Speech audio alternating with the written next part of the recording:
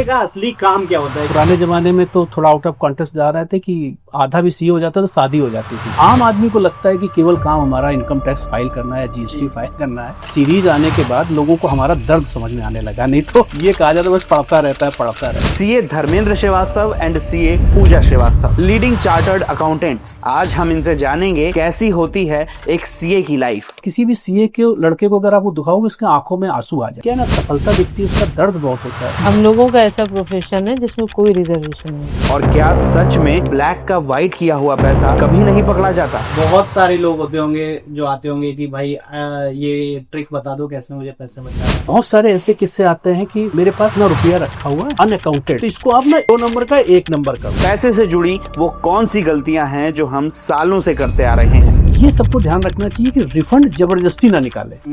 Social media में जितनी information हम डालते हैं वो कहीं ना कहीं जितनी इन्फोर्समेंट एजेंसीज होती है वो मॉनिटर कर। आप फॉरेन घूमने गए, वहाँ की फोटो अपलोड करते हो, चेहरा आपका दिखाई पड़ रहा है ना, कभी भी डिपार्टमेंट आपसे पूछ सकता है कि इस दिन तो आप यूरोप में थे, उसका खर्चा कहाँ? अब ये पूरा पैसा दिलाने की ट्रिक्स क्या होती है? उसमें टैक्स कटना था मेरा 30%, लेकिन अगर फिर भी मेरा पैसा वापस आ रहा है तो ये कैसे आ रहा है? आम आदमी उसको ट्रिक बोलता है, हम उसको कानून का इंटरप्रिटेशन बोलते हैं। कंसल्टेंट उसको कैसे ट्रीट करते हैं, एक उदाहरण बताते हैं। सबसे पहले तो ये बताइए कि सीए का असली काम क्या होता है, क्योंकि मैंने जब से भी सुना है केवल 2 चीज सुनी, या तो जीएसटी फाइल कर दो या फिर आईटीआर फाइल कर दो। जब सीए प्रोफेशन स्टार्ट हुआ था तो 1947 में हमको स्वतंत्रता मिली और 49 में हमारा इंस्टीट्यूट बन गया। तो शायद जो लोग फ्रीडम फाइटर्स थे या जिन लोग शुरुआत किया था देश में, उन लोगों को लगता था कि अर्थव्यवस्था को ठीक करने के लिए जो भी गवर्नमेंट का एक्सपेंडिचर होगा उसके ऊपर नजर रखने के लिए कोई एक ऑडिटर होना चाहिए जो ये देखता रहे कि जो खर्चा हो रहा है वो सही जगह हो रहा है या नहीं हो रहा। तो उस लिए लोगों ने एक नया ये इस तरीके का संस्था बनाया। तो प्राइमरली जो वर्क था वो ऑडिट का था। फिर जैसे जैसे प्रोफेशन बढ़ता गया, फिर ये आपका income tax, company law, GST, consultancy, ये सारी चीजें बढ़ती रही। तो आम आदमी को लगता है कि केवल काम हमारा इनकम टैक्स फाइल करना है, जीएसटी फाइल करना है। वो एक बहुत छोटा सा सेगमेंट है, बहुत छोटा सा सेगमेंट। बहुत सारे लोग होते होंगे जो आते होंगे कि भाई ये ट्रिक बता दो कैसे मुझे पैसे बचाना है। समाज में ना कुछ लोग ऐसे होते हैं जो बहुत ग्रीडी होते हैं, बहुत लालची होते हैं। बहुत सारे ऐसे किस्से आते हैं कि मेरे पास इतना रुपया रखा हुआ है अनअकाउंटेड है जी, तो इसको आप ना 1 नंबर कर दो, 2 नंबर का 1 नंबर कर दो। ये मतलब ऐसे बहुत सारे लोग आएंगे, बहुत सारे जो मिडिल मैन होते हैं वो आते हैं और ये सारे चार्टर्ड अकाउंटेंट को पास आते हैं। मतलब ऐसा नहीं है कि किसी के पास नहीं आते हो। बहुत सारे लोग कर भी देते होंगे नहीं ना, मैं कह रहा हूँ कि बहुत सारी चीजें, जैसे समाज को ऐसा लगता है कि ये एक ऐसे लोग होते हैं जहां पे हम जाएंगे सब कुछ हो जाएगा जी। हम लोग नॉर्मली उनसे पूछते हैं कि भाई पहली बात तो ये है कि अगर ये कन्वर्ट करने का कोई फॉर्मूला होता, ठीक है ना, तो जो बड़े बड़े इंडस्ट्रियलिस्ट हैं है ना, जो अपना 30-35% टैक्स दे रहे हैं, वो सबसे पहले उनको हायर कर लेते है ना। तो हम सबको भी समझना चाहिए और पूरे समाज को समझना चाहिए कि ऐसा कोई सिस्टम है नहीं। मतलब टैक्स से आप बच नहीं सकते किसी तरह। जो भी नियम है उसके हिसाब से आपको काम करना है। अब लेकिन जैसे आपने कहा कहीं तो कुछ हो रहा है, ये वहां हो रहा है जो दोनों पक्ष बेवकूफ बना रहे हैं एक दूसरे को। अच्छा, हो कुछ नहीं रहा है, हो कुछ नहीं रहा है। जो भी ये कर रहा है, जो करा रहा है वो भी खुद को बेवकूफ बना रहा है और जो कर रहा है वो भी बेवकूफ बना रहा है, ठीक है। और फिर उसमें तमाम ऐसे तरीके निकाल लेते हैं जो आगे चल करके पकड़े जाते हैं, फिर पेनलाइज होते हैं। क्योंकि अगर ऐसा कुछ सिस्टम होता तो फिर सरकार तो सब पता रहती है उसको, कहीं कोई भूल चूक रह जाती है तो फिर चेंजेस भी सरकार ले आती है ना। जब सीए बन जाता है इंसान, तब सबकी जो इज्जत भरी निगाहें हैं जो बहुत ज्यादा ऊंची हो जाती है, भाई इसने तो बहुत बड़ी चीज उखाड़ ली है। तो क्या आप लोग ने जब सीए क्लियर किया था तो आपके साथ ऐसे केसेस हुए थे कुछ?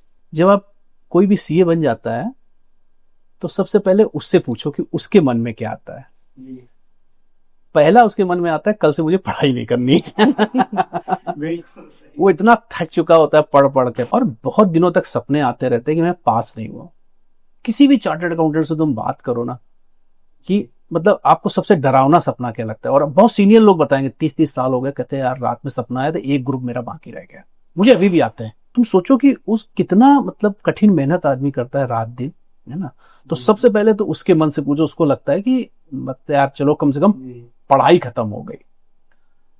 घर वालों को ये लगता है कि ठीक है यार इतनी मेहनत करके पढ़ाई कर रहा है, इसका मतलब कुछ ऐसा हुआ होगा कि इसे बहुत सक्सेस मिलेगी। और इन केस अगर आप सक्सेस भी नहीं होते तो इसमें कोई लिमिटेशन तो है नहीं कि आपने 2 बार दिया अब आप दे नहीं सकते हैं आईआईटी वगैरह की तरह। हाँ, तो वो भी कोई टेंशन नहीं रहता, तो फिर और ज्यादा डर लगता है कि नहीं निकला तो नेक्स्ट टाइम देना पड़ेगा, वो उससे ज्यादा प्रॉब्लम बड़ी दिखाई पड़ती है। हाँ, और प्रेशर हो जाता है। तो जो घर वाले हैं और जो सीए कर रहा होता है उसका तो समझ में आता है। सोसाइटी की एक्सपेक्टेशन इसलिए हो जाती है कि उनको लगता है कि एक तो सीए कम होते हैं जी, और उनको लगता है कि इतनी मेहनत कर रहा है, इसका मतलब कुछ ऐसा होता होगा कि तुरंत बहुत पैसा आने लगता होगा। बट ये बिल्कुल निराधार है। बल्कि एक चार्टर्ड अकाउंटेंट की जिंदगी में 2 संघर्ष होते हैं। एक संघर्ष में स्टार्ट होता है जिस दिन वो सीए ज्वाइन करता है जी, और जिस दिन वो क्वालिफाई होता है। फिर एक दूसरा संघर्ष स्टार्ट होता है, वो बहुत ही कठिन संघर्ष होता है। जो लोग नौकरी कर लेते हैं तुरंत, उनका तो चलो ठीक है, पैकेज हो गया, उनको मिलने लगा। जी, लेकिन जो लोग प्रैक्टिस में जाते हैं उनका बड़ा संघर्ष होता है। क्यों संघर्ष होता है? क्योंकि आप क्वालिफाई हो गए, अब आपको अपनी प्रैक्टिस जमानी है। जी, कोई भी बिजनेसमैन नए चार्टर्ड अकाउंटेंट को अपना काम क्यों दे देगा? भरोसा ही नहीं करेगा। भरोसा कैसे? बिकॉज बहुत एक भरोसे की चीज होती है। तो उसको लगता है यार अभी नया नया क्वालिफाई हुआ, पता नहीं मेरा केस को हैंडल कर पाएगा या नहीं कर पाएगा। तो उस भरोसे को जीतना, और वो एक लंबी एक संघर्ष की यात्रा शुरू होती है। तो जिन लोगों को ये लगता है कि एक चार्टर्ड अकाउंटेंट बनते ही उसके पास कोई पैसे की मशीन बन जाती है, ऐसा होता नहीं है। सीए जो होते हैं उनमें से कुछ ऐसे भी होते हैं जो एलएलबी कोर्स करके एडवोकेट की तरफ बढ़ जाते हैं। तो इन दोनों फील्ड्स का इंटरलिंक क्या है? जब शुरुआती दौर में 1949 से हम अपनी जर्नी स्टार्ट करते हैं, तो शुरू में हमें इस देश में ऑडिटर की जरूरत थी। जी, हमें ऑडिटर्स की जरूरत थी, तो अब चार्टर्ड अकाउंटेंट बहुत कम थे। जी, आप ऐसे मान के चलो कि मैंने जिनके अंडर में ट्रेनिंग किया वो इंग्लैंड से सीए करके आए थे।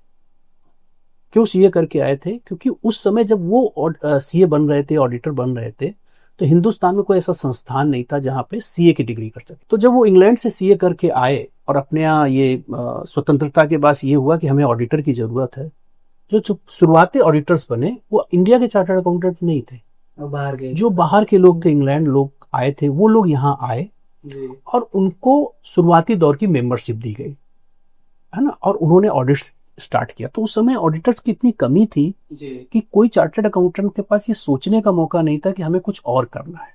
जी, फिर वहां से जर्नी स्टार्ट हुई, लोगों को अवेयरनेस हुआ, फिर ज्यादा सीए बनने लगे।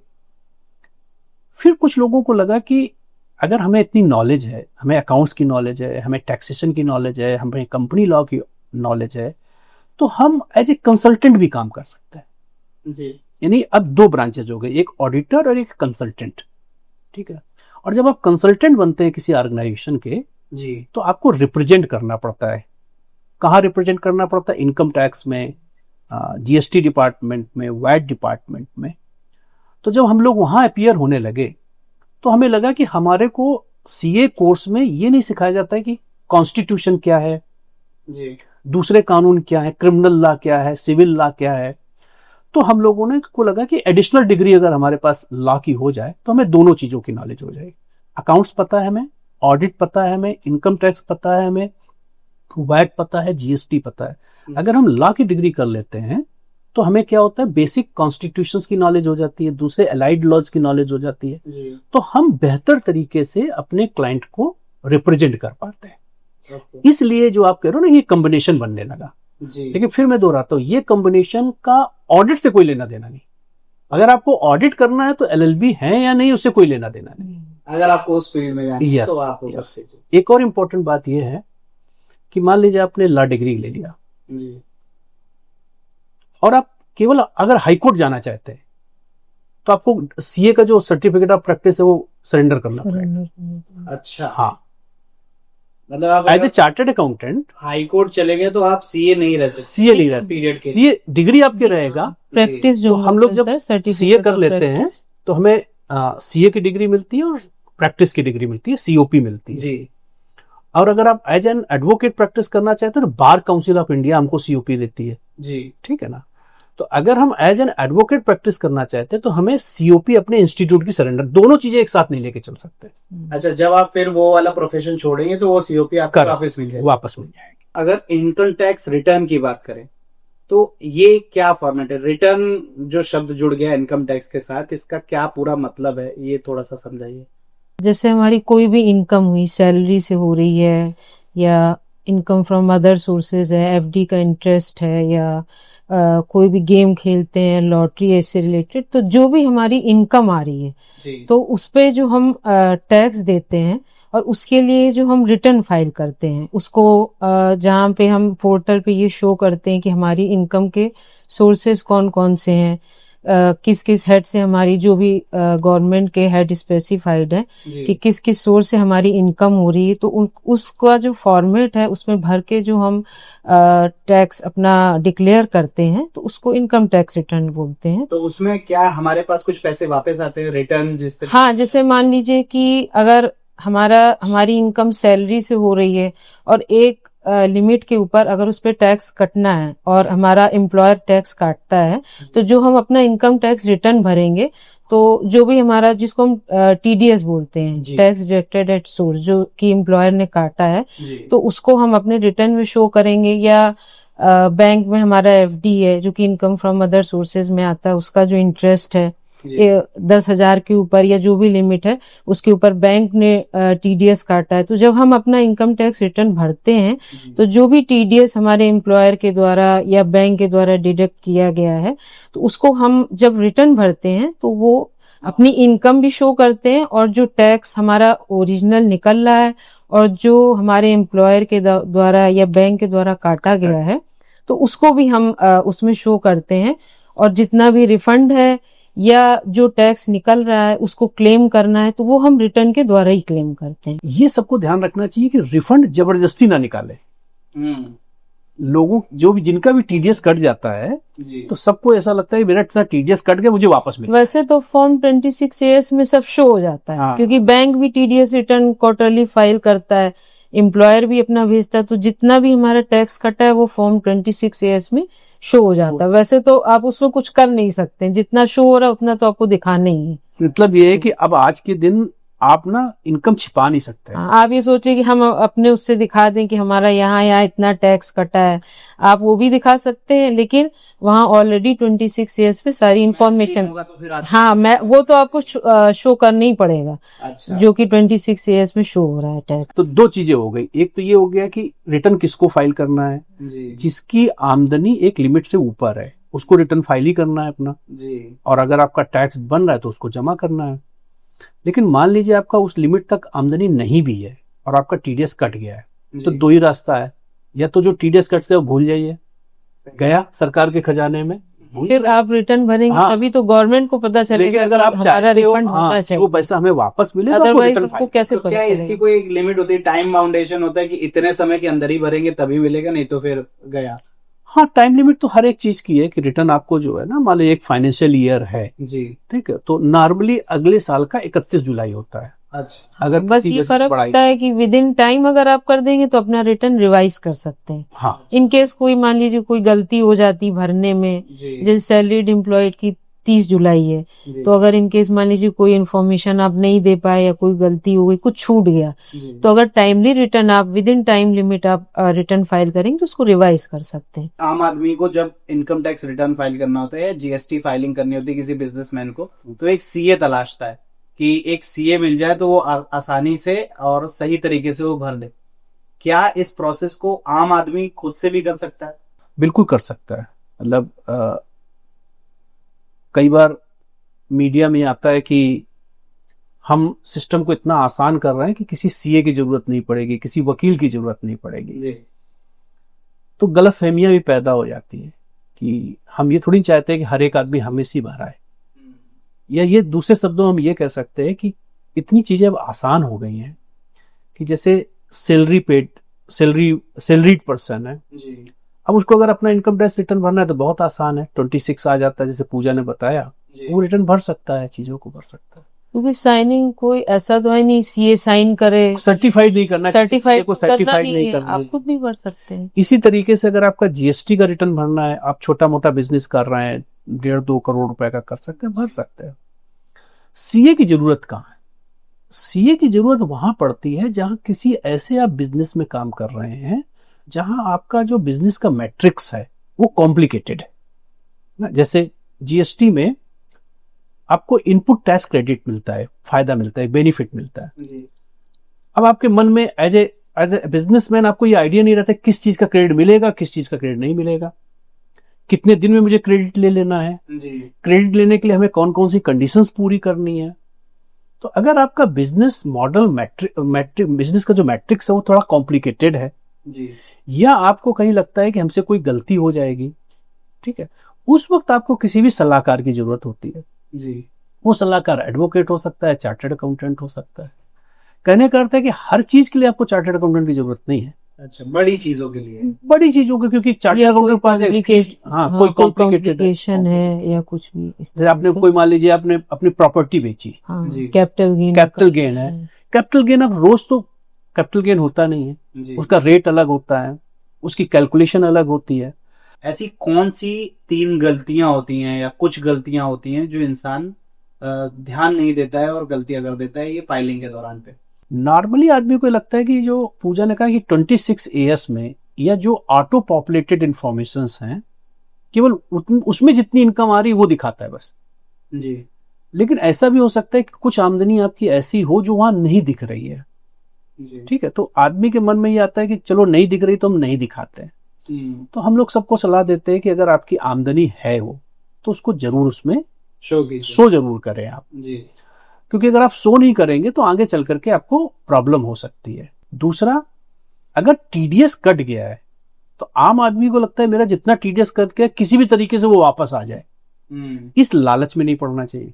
और कई बार समाज में वो अच्छा कंसल्टेंट कहलाता है जो सारा रिफंड ले आए, ये फर्क समझना चाहिए। फायदा है ना उसमें फायदा नजर आ, लेकिन वो अच्छा कंसल्टेंट नहीं है। जी उसको हम इसलिए नहीं है कि आप तो फिर वो वही दवा मांग रहे हैं जो आपको अच्छी लग रही है। जो टीडीएस का रिफंड है वो उतना ही मिलेगा जितना कानून के हिसाब से परमिसिबल हो रहा है। जैसा आपने कहा था कि समाज में उस कंसल्टेंट को अच्छा माना जाता है जो पूरा पैसा वापस दिला दे।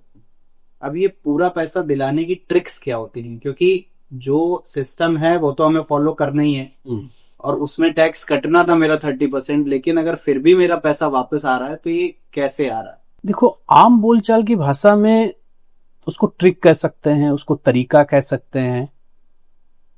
हम लोग कंसल्टेंट उसको कैसे ट्रीट करते हैं, एक उदाहरण बताते हैं तुमको। जी बहुत पहले हम लोग गांव को बिलोंग करते हैं, तो मेरे गांव के पास में एक व्यक्ति था, वो मुझे ये नहीं जानता था कि हम लोग पड़ोसी हैं। जी उसने अपनी जमीन रिलायंस इंडस्ट्री को बेची। अच्छा रिलायंस इंडस्ट्री को बेची और बहुत हैवी लायबिलिटी उसके ऊपर आ गई। किसान था, वो बहुत परेशान हुआ, तो उसको लगा यार इतना सारी लायबिलिटी आ गई, कौन देगा। उसके पिताजी ने डांटा, तुमने पता नहीं क्या क्या है, एकदम एक्चुअल। तो उनको किसी ने बताया कि आप ना एक बार धर्मेंद्र से बात कर लो। तो वो मेरे पास आए पूरे प्रोटोकॉल के साथ, सर वो वैसा है वैसा है।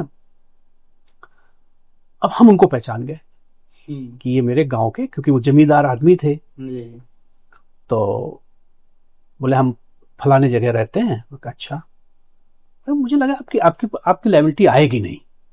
अब आप फर्क समझिए कि ट्रिक नहीं है, कानून का इंटरप्रिटेशन। आम आदमी उसको ट्रिक बोलता है, हम उसको कानून का इंटरप्रिटेशन बोलते हैं।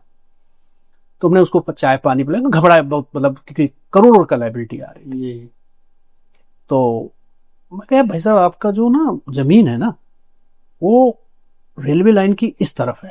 बोले हाँ रेलवे लाइन की तरफ। मैं कहा आपको टैक्स नहीं लगेगा। आपको किसने बोला कि टैक्स लगेगा? बोला हम फलाने के पास गए थे। तो हमने कहा आपका जो जमीन है वो जो मुख्यालय है, जिला मुख्यालय, उससे 8 किलोमीटर दूर है। आपका गांव 8 किलोमीटर के अंदर है, लेकिन जमीन 8 किलोमीटर के बाहर है। मतलब अब मान लीजिए कानून ये कहता है कि कैपिटल गेन टैक्स तब लगेगा जब वो जमीन बेची जा रही हो वो 8 किलोमीटर के दायरे में हो। अच्छा, जिला मुख्यालय से? जिला मुख्यालय से या जो आपका ब्लॉक का मुख्यालय, कोई भी मुख्यालय उससे 8 किलोमीटर, एक उदाहरण। जी। तो बोले हाँ। अब उसको थोड़ा शक हुआ, बोले आपको ये कैसे मालूम कि ये 8 किलोमीटर? तो मैं बाद में बताऊंगा आपको, है ना। तो बोला हाँ है तो ऐसा। तो हमने कहा आपको टैक्स नहीं लगेगा। ठीक। बोला क्या? फिर भी हमने कहा एक काम करो, आप लेखपाल से ये लिखवा लो कि ये जो जमीन का लोकेशन है और मुख्यालय का लोकेशन है वो 8 किलोमीटर से ज्यादा है। जी। हो गया। होने के बाद जब उसने पूछा तो मैंने कहा मैं इस गांव का रहने वाला हूं और हम जब इंटरमीडिएट करने जाते तो आपके गांव से होके जाते थे, तो मुझे दर्द पता है कि हमें एक एक चीज पता है कि कहां से कितने किलोमीटर है। जी। ठीक। अब आप देखो ये ट्रिक नहीं थी। अब क्या था कि कानून का इंटरप्रिटेशन था कि क्लाइंट ने अपने पुराने कंसल्टेंट को पूरे फैक्ट्स नहीं बताए। जी। ठीक। उसने ये बताया कि मैं इस जगह रहने वाला हूं, ठीक, और मुख्यालय से हमारा गांव इतनी दूर है, जबकि हमें क्या देखना, जमीन कितनी दूर है। ठीक। तो गांव उसका 8 किलोमीटर के दायरे के अंदर था, लेकिन जमीन 8 किलोमीटर के दायरे के बाहर थी। अच्छा, तो पुराने कंसल्टेंट ने पूरे गांव की जमीन को काउंट कर नहीं, अब वो उसकी भी गलती नहीं भाई, वो तो उससे पूछेगा। मैं तो सौभाग्य की बात थी कि मैं वहां रहने वाला था, तो मुझे पता था कि ये जमीन इतनी दूर कह रहा है कि गांव में रहते, गांव में।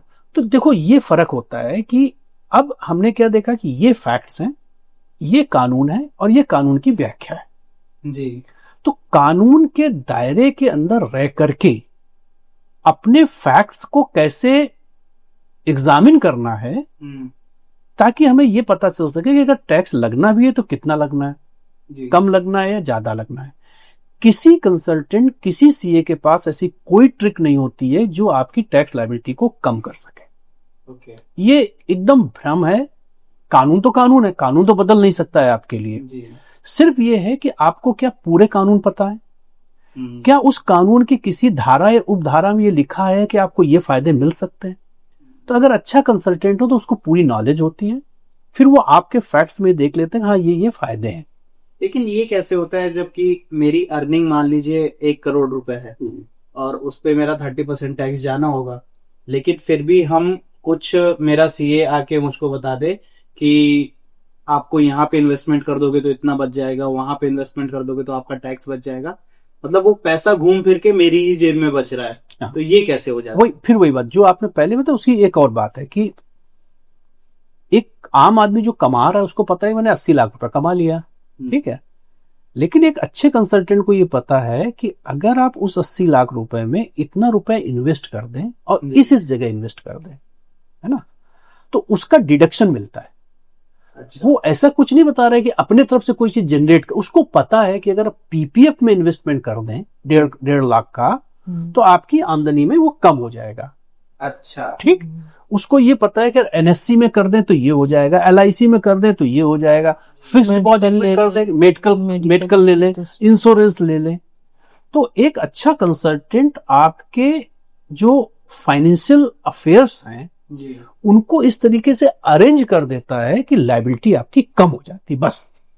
ये जैसे कैपिटल कम हो गई तो टैक्स कम, लायबिलिटी कम हो गई तो टैक्स कम। कैपिटल गेन हुआ तो बॉन्ड में इन्वेस्ट कर दे, अगर हम किसी प्रॉपर्टी में दोबारा इन्वेस्ट नहीं कर रहे हैं जी। तो अगर आपको कंसल्टेंसी देता है कि आप बॉन्ड में इन्वेस्ट कर दो तो आपको कैपिटल गेन नहीं लगेगा। इनकेस अगर आप हम जहाँ जहाँ इन्वेस्ट करते जाएंगे उतना हमारा जो कैपिटल है वो कम होता जाएगा। हाँ। और उतने पे ही टैक्स लगेगा और हमें लगेगा मेरा टैक्स। हाँ, अगर हम प्रॉपर डिडक्शन क्लेम कर रहे हैं। ओके। तो अब वो कहाँ इन्वेस्ट करना चाहिए, कब इन्वेस्टमेंट करना चाहिए, कितने समय में कर देना चाहिए, वो पूजा जैसे कंसल्टेंट बता सकता है जी, है ना। तो वहां पे जरूरत पड़ती है। पहले के टाइम पे एक काम होता था कि कैश चलता था। अब कैश में कितना फ्लो हो रहा है, कितना नहीं हो रहा है, हम लोग कितना फाइल कर रहे हैं, जितनी जानकारी हम दे रहे हैं मतलब उतनी ही जानकारी है सरकार के पास। लेकिन आज सब कुछ ऑनलाइन है, चाहे बैंक हो चाहे यूपीआई तो ले लीजिए, सब कुछ जानकारी है सरकार के पास। लेकिन एक जो मेरा मेन क्वेश्चन है, पहले हम छोटे छोटे खर्चे कैश में करते थे, वो काउंट नहीं होते थे। अब हम यूपीआई निकालते हैं, 12 रुपए का कुछ कर दिया, 20 रुपए का दूध ले लिया, 34 रुपए का दूध ले लिया, तो उस चक्कर में हमारा जो है छोटा छोटा ऐड होता जा रहा है और हमें होश भी नहीं रहता हमने अपने अकाउंट में कितना खर्च कर दिया महीने का। तो क्या इसका हमारे टैक्स से कुछ लेना देना होता है? बिल्कुल 100% है। जब कोई भी गवर्नमेंट ये कहती है कि डिजिटलाइजेशन करती है ना, जी। तो आज के दिन कर जो कैश था वो पहले बैंकिंग चैनल में गया, अब आपका डिजिटल मनी हो गई, डिजिटल करेंसी हो गई। जी। तो कोई भी सरकार हो, चाहे हिंदुस्तान हो चाहे विश्व में कोई भी सरकार हो, वो सब चीज का डिजिटलाइजेशन क्यों चाहते हैं? जी। है ना, क्योंकि वो ट्रैकिंग करना चाहते हैं कि आप कितना कमा रहे हैं और कितना खर्च कर रहे हैं। इन्फॉर्मेशन तुमके पास सारी रहती है, आप चाहे 12 खर्च करो चाहे 5, बल्कि इससे उनको और ज्यादा अच्छे से पता चलता है। हाँ, डिजिटलाइजेशन में तो उनको पहले क्या होता था पूजा कि डिजिटलाइजेशन से पहले आमदनी सरकार को पता रहती थी और कहाँ खर्च कर रहे हैं वो ट्रैकिंग नहीं रहती थी। आपको 50,000 रुपये महीना मिल रहा है, आपने कैश निकाल लिया, सब्जी खरीदा, कुछ खरीदा। गवर्नमेंट को या किसी भी टैक्स एडमिनिस्ट्रेटर को ये लगता है कि अगर किसी आदमी की 50,000 रुपए का आमदनी है और वो 70,000 खर्च कर रहा है तो कहां से खर्च कर रहा है? बिल्कुल, आय कहां से ना। तो जब से डिजिटलाइजेशन हो गया तो धीरे धीरे उनके पास इंफॉर्मेशन आ गई। अब ये भी सोचो कि इंफॉर्मेशन आई कैसे। कोई भी चीज आप लेते हो पैन बेस्ड है, कोई भी ऐसी चीज जहां पे पैन लगा है, आपका पैन कार्ड लगा हुआ है, पैन नंबर दिया हुआ है, आपने क्रेडिट कार्ड लिया, पैन नंबर लिया, आधार नंबर दिया, क्योंकि पैन और आधार एक दूसरे से लिंक है। ठीक है, अगर आपने अपने आधार नंबर भी दे दिया तो आपने पैन नंबर दे दिया। जी। ठीक है, क्योंकि पैन का सब लिंक है। अब जितने क्रेडिट कार्ड का पेमेंट कर रहे हो आप, जितने डेबिट कार्ड से पेमेंट कर रहे हो, जीपे से पेमेंट कर रहे हो, सरकार अगर जब चाहे तो उसको ये पता कर सकता है कि इस पैन नंबर में या इस आधार नंबर में कितना खर्चा होगा। ठीक, शुरुआत कहां से हुई थी? बड़ी बड़ी प्रॉपर्टी खरीदते थे, वहां हमारा पैन नंबर लगता है, आधार नंबर लगता है। अब तो हर जगह लगता है। अब गवर्नमेंट के पास इतनी इंफॉर्मेशन है कि वो बता सकता है धर्मेंद्र श्रीवास्तव आपने इस फाइनेंशियल ईयर में 20 लाख रुपए खर्च किया। ठीक है, अब 20 लाख रुपए खर्च करना कोई पाप नहीं है, लेकिन हमारी आमदनी कितनी है? 10 लाख रुपए। इसमें भी घबराने की जरूरत नहीं, हो सकता है हमारी पुरानी सेविंग हो। जी। तो आने वाले समय में इनकम टैक्स डिपार्टमेंट आपको एक इंफॉर्मेशन भेजेगा कि भाई इस साल में आपकी आमदनी आपने इनकम टैक्स रिटर्न में कितना दिखाया? 10 लाख रुपए। डिजिटलाइज पेमेंट आपने कितना किया? 15 लाख रुपए। आप सिर्फ ये बताइए जो 5 लाख रुपए का डिफरेंस है वो कहां से? जी। ठीक है, तो आने वाले समय में सरकार के पास इतनी इंफॉर्मेशन होगी जितनी आपको नहीं पता है। जैसे एक एग्जाम्पल हम बताते हैं, जितने लोग फॉरेन घूमने जाते हैं या आप हवाई जहाज से यात्रा करते हो, जी, अक्सर आदमी हवाई जहाज की जो टिकट है वो कैश में करा लेता है, उसको लगता है कुछ पता ही नहीं है। आने वाले समय में जितनी भी आपके हवाई जहाज की यात्राएं हैं वो भी आधार से जुड़ जाएंगे, लिंक हो जाएगा। जी। तो गवर्नमेंट को ये पता रहेगा कि आपने कितनी बार यात्रा करी। ठीक, 90% आदमी इसको खर्चे को ध्यान ही में नहीं रखता है। तीसरा इंपॉर्टेंट बात, सोशल मीडिया। ठीक है, तो सोशल मीडिया में जितनी इंफॉर्मेशन हम डालते हैं, ठीक है, वो कहीं ना कहीं जितनी इन्फोर्समेंट एजेंसीज होती है वो मॉनिटर करते रहते हैं। ठीक, आप फॉरेन घूमने गए, वहां की फोटो अपलोड करते हो, ठीक, चेहरा आपका दिखाई पड़ रहा है ना। ठीक, तो अगर आप यूरोप में घूमने गए, ठीक, तो 2-2.5 लाख रुपए तो खर्चा हुआ होगा, 3 लाख रुपए तो खर्चा हुआ होगा। कभी भी डिपार्टमेंट आपसे पूछ सकता है कि इस दिन तो आप यूरोप में थे, उसका खर्चा कहाँ है। कहने का अर्थ यह है कि हर व्यक्ति को बहुत सेंसिटिव होना चाहिए जी, और यह ध्यान रखना चाहिए कि आपकी हर मूवमेंट यानी फाइनेंशियल मूवमेंट का नॉलेज गवर्नमेंट को है। एक बात बताइए, अभी हमने पूरी बात करी हमने कि इनकम टैक्स को बचाने के लिए जो सीए होते हैं बहुत सारे ट्रिक्स बता देते हैं, बहुत सारे इन्वेस्टमेंट्स बता देते हैं, तो क्या इसको टैक्स की चोरी नहीं बोलेंगे? ये इंपॉर्टेंट बात है कि टैक्स चोरी और टैक्स प्लानिंग, ये 2 टर्म हम लोग यूज करते हैं। जी। टैक्स जो चोरी होती है वो कानून का उल्लंघन है, यानी उसमें वो परमिसेबल नहीं है। जी। पर टैक्स प्लानिंग परमिसेबल है। अब जैसे हमने ये कहा कि अगर आप कोई प्रॉपर्टी बेचते हो और जो कैपिटल गेन है उसको अगर बॉन्ड में इन्वेस्टमेंट कर दो आपको टैक्स नहीं लगेगा, ठीक है। तो हमने क्या किया, बॉन्ड में इन्वेस्टमेंट कर दो। ये हो गई टैक्स प्लानिंग कि आपका टैक्स भी नहीं लगा, लेकिन हमने कानून के दायरे के अंदर काम किया। लेकिन अगर हम किसी को ये सजेस्ट कर रहे हैं कि आप 5 करोड़ की प्रॉपर्टी बेच रहे हो लेकिन आप 2 करोड़ रुपया कैश ले लो, उसको कहीं दिखाओ नहीं, और 3 करोड़ रुपए आप बैंकिंग चैनल से ले लो, ये हो गया टैक्स चोरी, टैक्स इवेजन हो गया।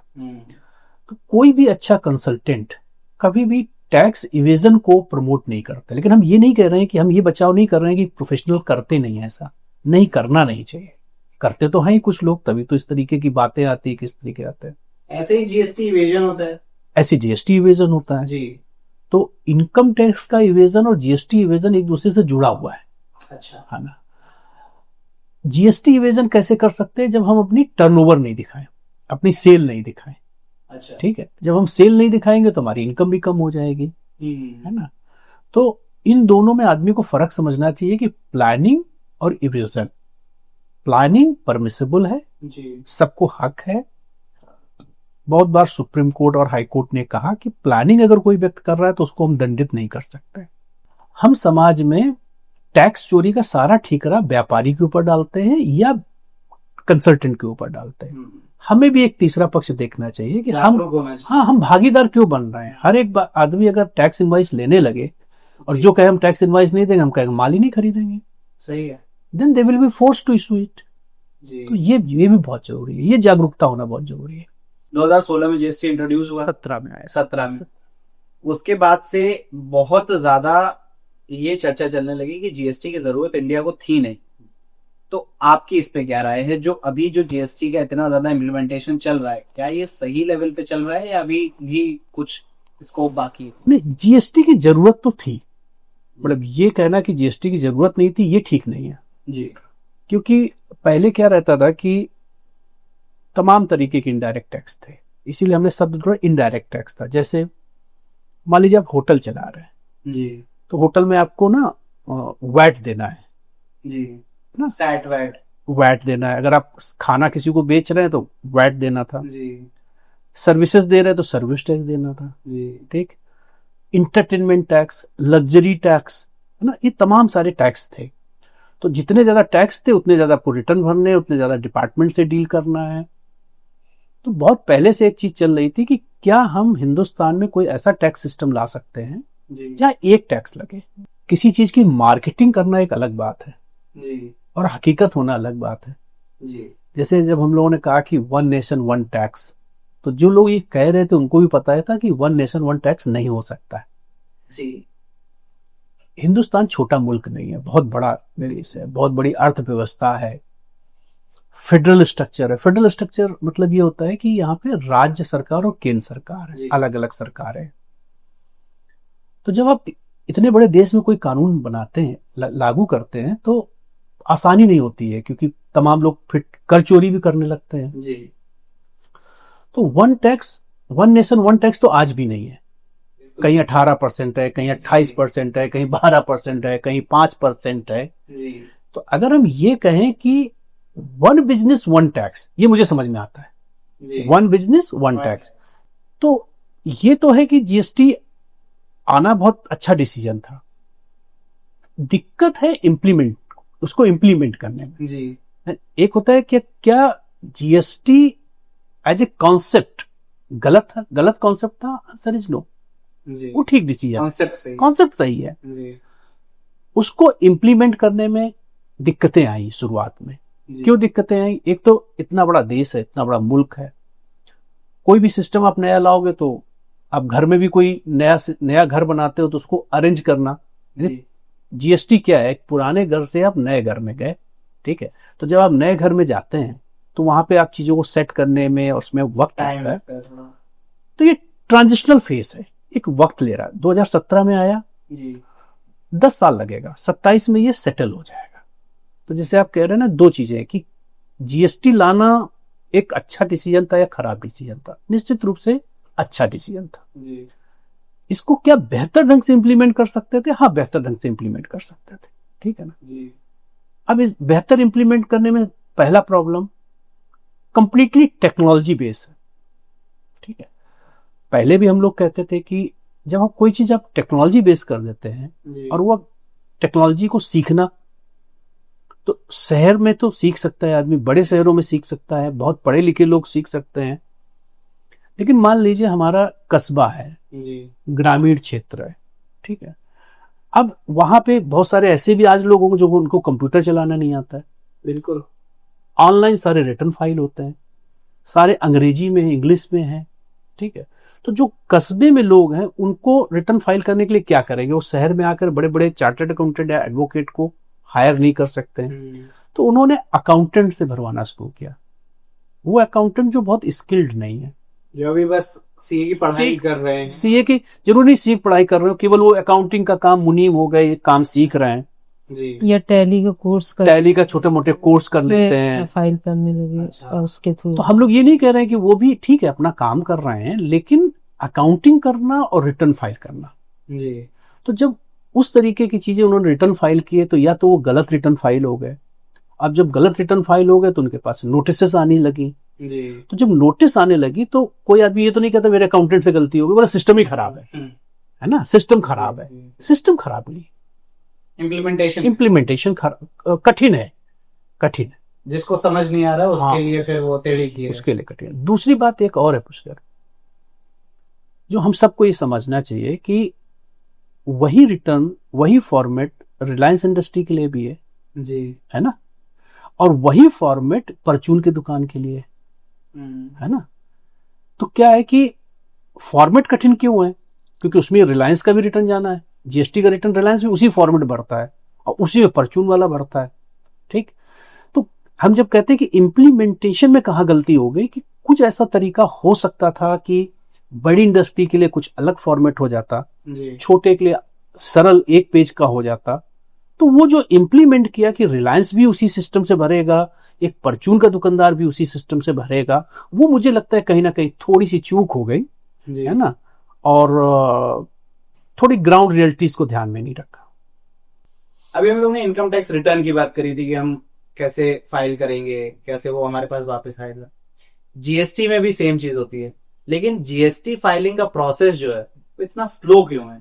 ग्राउंड रियलिटी है इसकी। हाँ, देखो ऐसा है कि इनकम टैक्स रिटर्न आपको साल में एक बार भरना रहता है जी। एक बार। जीएसटी रिटर्न आपको हर महीने भरना है या क्वार्टरली भरना है, अच्छा। ठीक है, हर महीने भरना है आपको। हर महीने की सेल बतानी, हर महीने की परचेज बतानी है। दूसरी बात यह है कि जैसे इनकम टैक्स में रिफंड मिलता है, ऐसे जीएसटी में भी रिफंड मिलता है। जीएसटी में रिफंड मिलता है, लेकिन जीएसटी में रिफंड तभी मिलेगा जब या तो आप एक्सपोर्ट कर रहे हो जी। अगर आप डोमेस्टिक सप्लायर हो तो आपको कुछ भी रिफंड नहीं मिलेगा। तो कभी किसी बात को आदमी को गलत फहमी में नहीं रहना चाहिए कि एक बार आपका जीएसटी, क्योंकि आपको शुरू में बताया इनडायरेक्ट टैक्स है, रिफंड आपको क्यों मिले, क्योंकि आपने किसी से लिया, किसी को देना है ना। अगर मान लीजिए आप इलेक्ट्रॉनिक्स की दुकान चला रहे हैं और अगर आपको रिफंड मिल जाएगा तो आपका फायदा हो गया ना। आपका काम सिर्फ इतना है कि ग्राहक से कलेक्ट करना है और सरकार को जमा करना है। तो एक पार्ट ये हो गया कि अगर आप डोमेस्टिक बिजनेस कर रहे हैं, यानी विद इन इंडिया बिजनेस कर रहे हैं, तो आपको रिफंड नहीं मिलेगा जीएसटी का जी। अगर आप एक्सपोर्ट कर रहे हैं तो आपको रिफंड मिलेगा। अब उस प्रोसेस इजी थोड़ा सा कठिन होता है, कुछ कॉम्प्लिकेटेड और टाइम क्यों लग जाता है, क्योंकि उसमें फ्रॉड की बहुत संभावना रहती है। बहुत सारे ऐसे लोग हैं जो फ्रॉड तरीके से रिफंड ले लेते हैं और गायब हो जाते हैं। अच्छा। क्योंकि रिफंड वो करोड़ों रुपए के होते हैं, लाखों रुपए के होते हैं। हाँ। तो जो डिपार्टमेंट रिफंड दे रहा होता है, वो रिफंड देने से पहले ये सुनिश्चित कर लेना चाहता है कि हम गलत रिफंड नहीं दे रहे हैं, ठीक है, इसलिए देरी हो जाती है। आपके जो सक्सेसफुल क्लाइंट्स होते हैं, बहुत सारे लोगों के साथ आपने काम किया होगा, उनमें कॉमन फैक्टर क्या है? इन्वेस्टमेंट को लेके या पैसे को लेके, या उनकी थिंकिंग क्या रहती है? जितने लोग कंसिस्टेंटली सक्सेस पाते हैं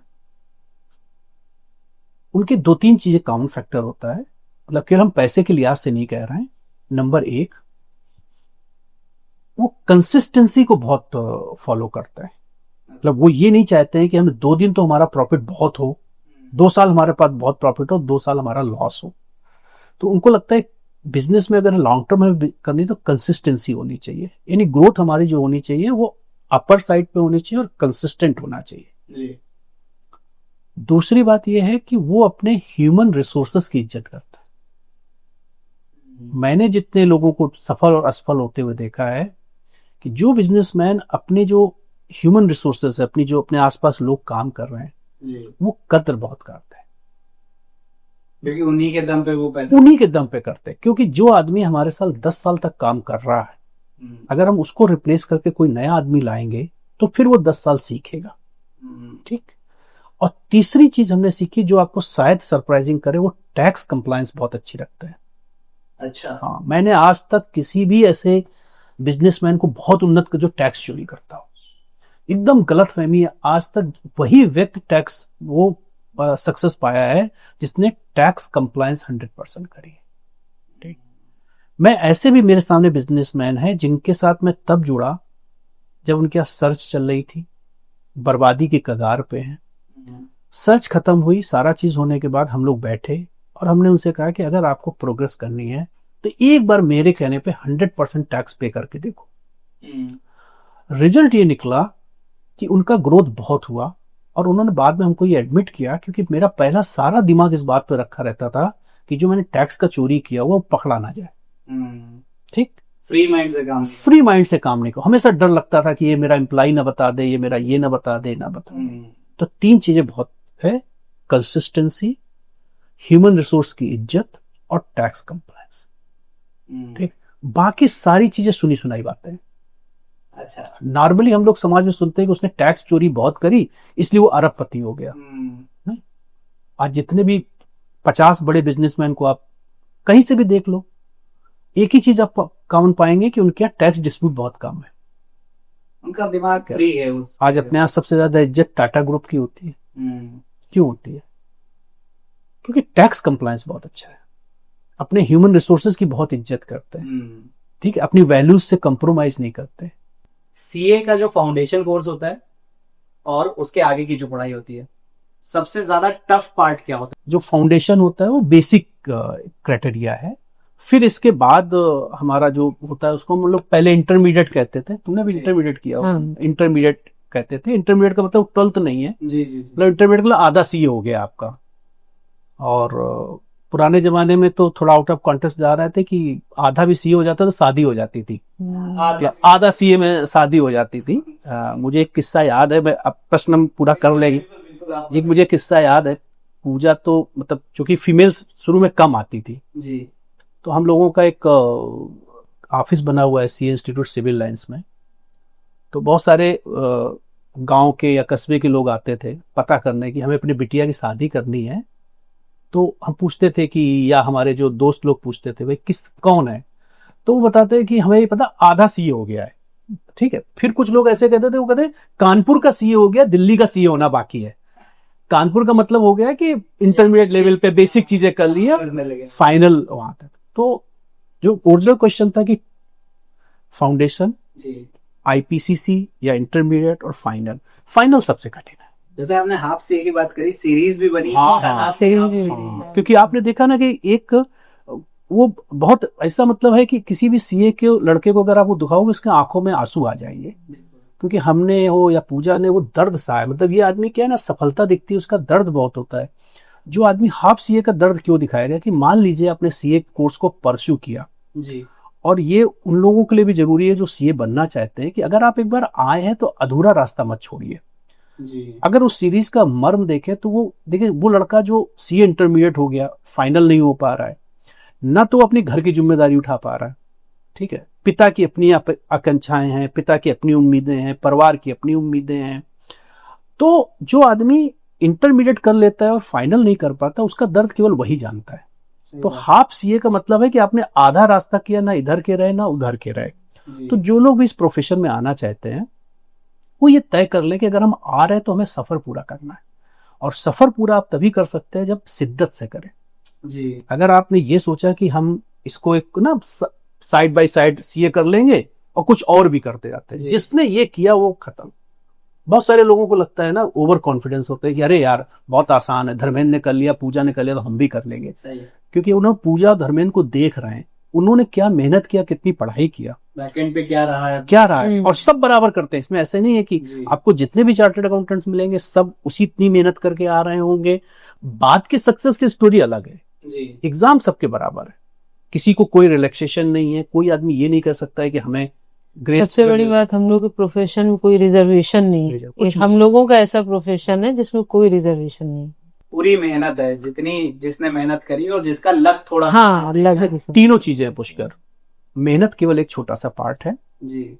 आपका डेडिकेशन, ठीक है। कभी आप उसको कभी ना किसी जिस स्टेज पे आपने उसको कैजुअल लिया उस प्रोफेशन को, जी।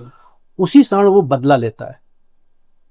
ये प्रोफेशन इतना खराब है कि बदला बहुत जल्दी लेता है। अगर आप शिद्दत से कर रहे हैं और ईमानदारी से कर रहे हैं तो ही सफलता मिलेगी। एक टर्म आता है इंडिया टफेस्ट एग्जाम। अब जो जिस फील्ड का होता है वो उस फील्ड को टफेस्ट एग्जाम बता देता है, चाहे आप यूपीएससी ले लें, चाहे एसएससी ले लें, चाहे आप आईआईटी जेईई वगैरह ले लें। फिर आते हैं सीए में।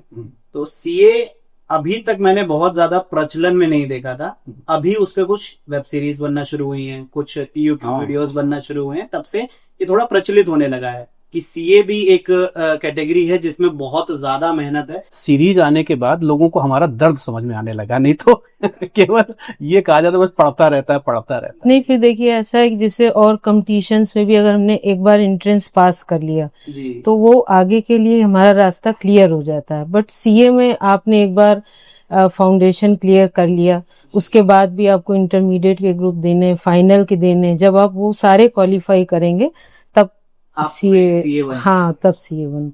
जो पूजा कह रही ना जी, इसी को अगर थोड़ा सा ये कर ले कि कठिन क्यों नहीं, मतलब प्राइमरली ये है कि इतना कठिन क्यों कहा जाता है और वाकई कठिन होता है या नहीं होता है। तो अगर आज के दिन जितने प्रोफेशनल है, मेडिकल प्रोफेशन है, इंजीनियरिंग प्रोफेशन है, चार्टर्ड अकाउंटेंसी है, जी, इन तीनों का देखो फंडामेंटल अंतर क्या है।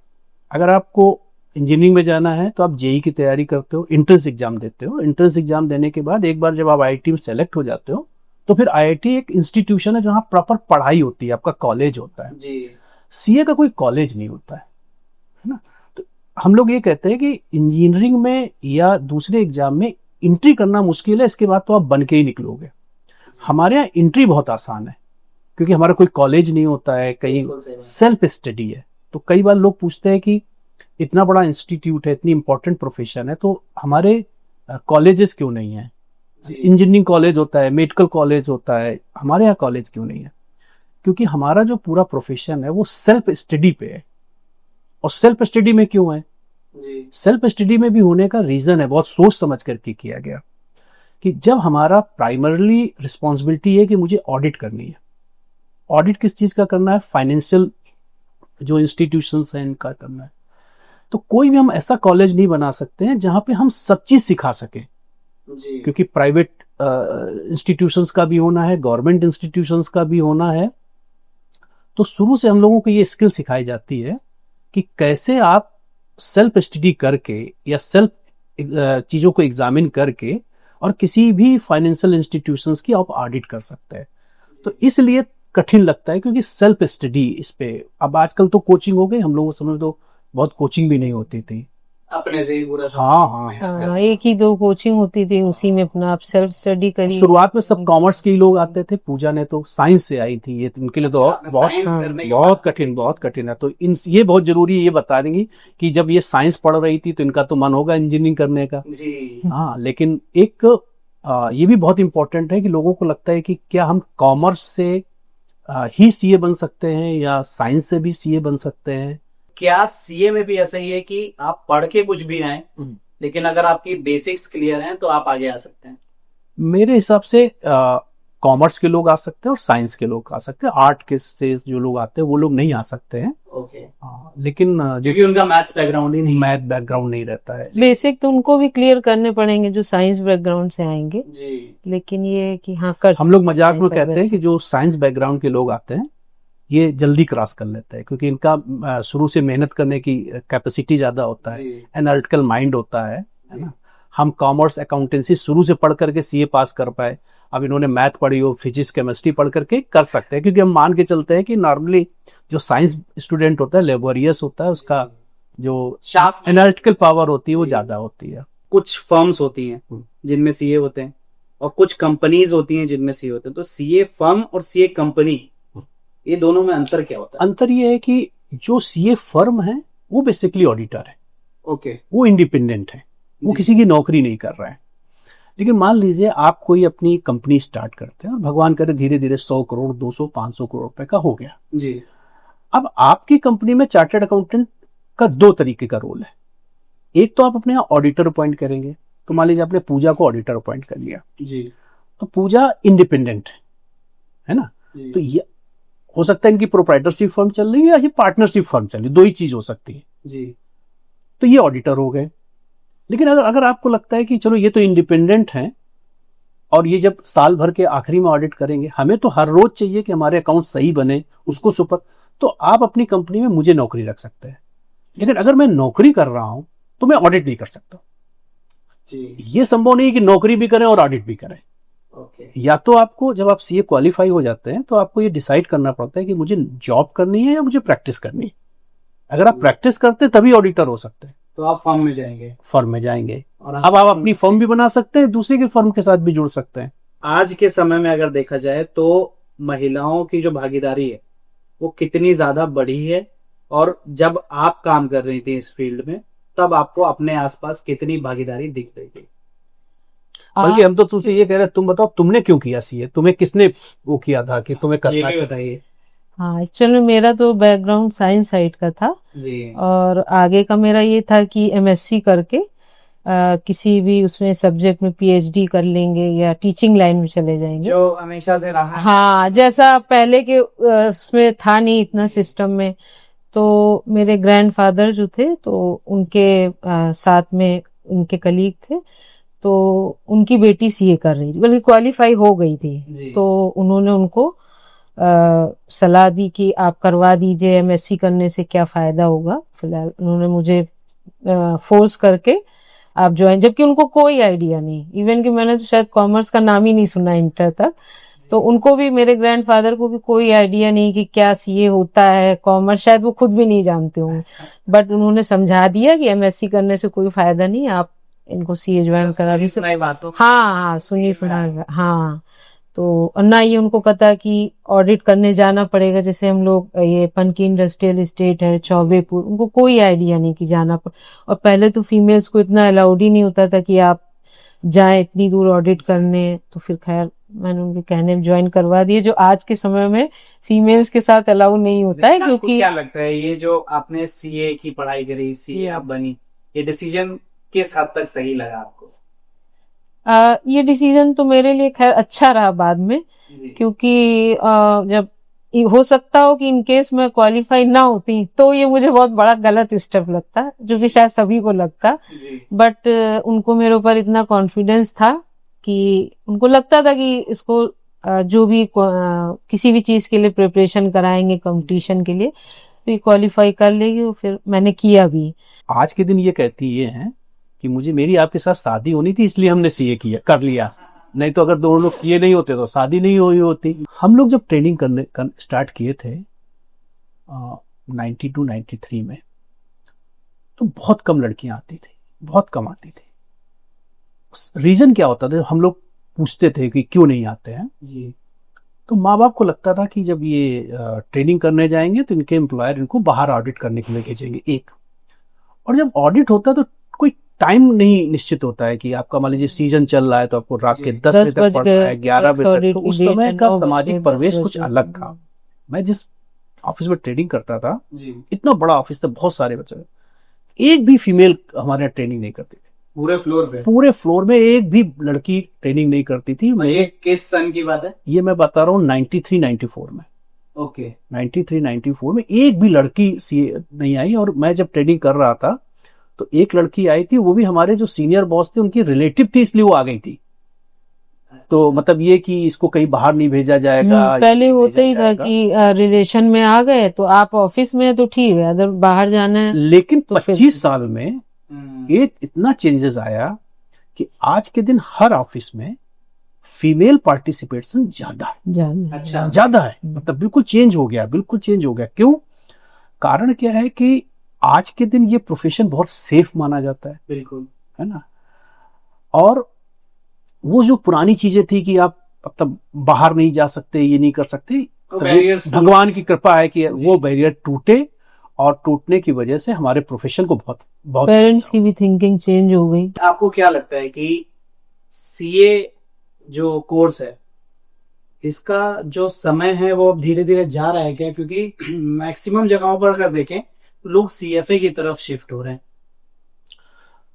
नहीं, ये कभी जाएगा नहीं, है ना। जी देखो क्या है कि सीएफए, सीए और दूसरे भी तमाम सारे आज के दिन फाइनेंशियल डिसिप्लिन में बहुत सारे कोर्सेस आ गए हैं, जी बहुत सारे मैनेजमेंट इंस्टीट्यूट भी बहुत सारे कोर्सेस करा रहे हैं। ऑब्जेक्ट दोनों का अलग अलग है। सीएफए एक फाइनेंशियल एक्सपर्ट क्रिएट करता है, बनाता है। जी सीएफए एक ऐसे प्रोफेशनल को तैयार करता है जो किसी भी ऑर्गेनाइजेशन के फाइनेंशियल हेल्थ को मेंटेन करेगा, जी है ना, या वो मैनेजमेंट का पार्ट हो जाएगा और प्रोग्रेस करेगा। हमने शुरुआत में बताया कि chartered accountant primarily for audit, जी ना, तो जो ऑडिट है वो ऑडिट हमारी जो कानून बने हुए हैं, चाहे वो इनकम टैक्स लॉ हो, कंपनी लॉ है, उसकी एक जरूरत है, उसकी रिक्वायरमेंट है। और वो ऑडिट करने का जो प्रिविलेज है, जी जो अधिकार है, वो सिर्फ चार्टर्ड अकाउंटेंट का। कौन सा चार्टर्ड अकाउंटेंट? जो इंस्टीट्यूट ऑफ चार्टर्ड अकाउंटेंट से डिग्री लेता है, ओके वो कोई और नहीं कर सकता है। जी तो जिन लोगों को इंडस्ट्री में जाना है, फाइनेंशियल कंसल्टेंट बनना है, नौकरी करनी है, जॉब करनी है, उनके लिए दोनों ऑप्शन है। सीएफए भी कर सकते हैं, सीए भी कर सकते हैं। जी लेकिन जिनको ऑडिट में जाना है, ऑडिटर कहलाना है, अपने आप को प्राइमरली ऑडिटर कहलाना है, उनको सीए ही करना पड़ेगा। तो आपसे बहुत कुछ जानने को मिला, जीएसटी के बारे में, इनकम टैक्स के बारे में, सीए प्रोफेशन के बारे में, और बहुत सारी छोटी छोटी चीज़ें हैं जो शायद हमारी ऑडियंस को बहुत पसंद आई वो टैक्स बचाने के लिए, क्योंकि हर इंसान को 2 रुपए भी बचता है तो बहुत मज़ा आ जाता है। लास्ट में आप सीए एस्पिरेंट्स के लिए क्या मैसेज देना चाहेंगे, और एक आम जनता के लिए क्या मैसेज देना चाहेंगे कि किस तरीके से वो आगे अपनी ज़िंदगी में पैसे को तवज्जो दें? देखिए, हम तो ये कह रहे हैं कि सीए एक ऐसा प्रोफेशन है, जो लोग इस प्रोफेशन में आना चाहते हैं कि इसमें रिस्पेक्ट है, पैसा है, कि ये सोशल रिकग्निशन है। और दूसरी बात यह है कि एक आम धारणा है कि जो चार्टर्ड अकाउंटेंट्स होते हैं वो भूखे सूखे होते हैं, उनके लाइफ में कोई फन नहीं होता। जी नॉर्मल एक आम धारणा है, इसलिए कई बार नए बच्चे आना नहीं चाहते, उनको लगता है कि बहुत सीरियस जॉब है। ऐसा नहीं है जी रोमांच बहुत है इसमें, और जब आप कोई पर्टिकुलर लिटिगेशन की प्रैक्टिस करते हैं तो मज़ा ही बहुत आता है। जी सेफ है, बहुत सेफ प्रोफेशन है। तो जो लोग भी इसमें आना चाहें वो ज़रूर आएँ। और चार्टर्ड अकाउंटेंट का एक सामाजिक जिम्मेदारी ये बनती है कि जो भी लोग उनसे एडवाइस लेने आ रहे हैं उनको इस तरीके की एडवाइस दें जिससे उनकी स्टेबिलिटी बनी रहे, कंसिस्टेंसी बनी रहे जी, और किसी भी फ्रॉड में या किसी की मैनिपुलेशन में वो इन्वॉल्व ना हो, वो प्रॉपर टैक्स का कंप्लायंस कराएं। तो आम आदमी के लिए आपकी क्या एडवाइस रहेगी? कि आम आदमी को एक तो ये है कि जो फाइनेंशियल पार्ट्स है अतुत्साह न दिखा। जी मेहनत का पैसा होता है, मेहनत की कमाई होती है, तो जो मेहनत का कमाया हुआ पैसा है उसको रिस्की जोन में ना फेंके जी, किसी लालच में ना पड़े। लालच और अर्निंग दोनों में अंतर है। रुपया कमाना बुरी बात नहीं है, लेकिन लालच में पैसे को ऐसी जगह लगा देना जहां मूलधन ही आपका चला जाए। सही। दूसरा, जो भी टैक्स की कंप्लायंस है उससे भागे, पूरी तरह फॉलो करें। हम और पुंजा हमेशा ये कहते हैं कि अगर आप 100 रुपए कमा रहे हैं, आपको केवल अपना माइंडसेट चेंज करना है। आपको ये मानना चाहता है कि हमें 80 रुपए का 100 रुपए क्यों कमा रहे हैं, आप ये मान के चलिए 20 रुपए सरदार का टैक्स है। तो जब आप ये मान के चलते हैं कि 100 रुपए हम कमा रहे हैं, उसमें 20 रुपए मेरा जा रहा टैक्स का, तो खलता है। अगर आप ये मान के चलें कि हम 80 रुपए कमा रहे हैं और चैन से रहें, क्योंकि अगर वो 20 रुपया ले देंगे तो 80 रुपए को आप इंजॉय कर पाएंगे। सही। तो अगर ये 2-3 चीजें रहे तो अपना जिंदगी अल्टीमेटली तो इंजॉय करने के लिए ना।